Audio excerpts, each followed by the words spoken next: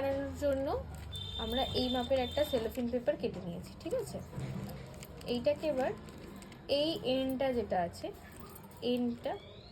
এন্ডের থেকেই এতটা দূরে আমরা এখানটা ধরবো, এই জাস্ট হালকাভাবে, বেশি চেপে না।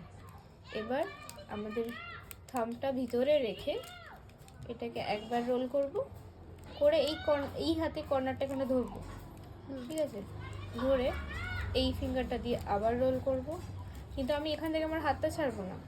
এই লেফট হ্যান্ডটা আমার যে ধরেছি যেখানটা, আমি কিন্তু এই লেফট হ্যান্ডটা ছাড়বো না, ওইটা কিন্তু পয়েন্ট আমার, ঠিক আছে। ওইটা ছেড়ে দিলে কিন্তু কোন ঠিকঠাক হবে না, উল্টো পাল্টা জায়গায় মেহেন্দি ঢুকে যাবে, উল্টো পাল্টাভাবে মানে ভালো আটকাবে, মানে ভালো হবে না, বুঝলে তো।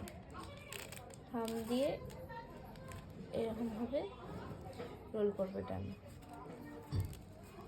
ঠিক আছে।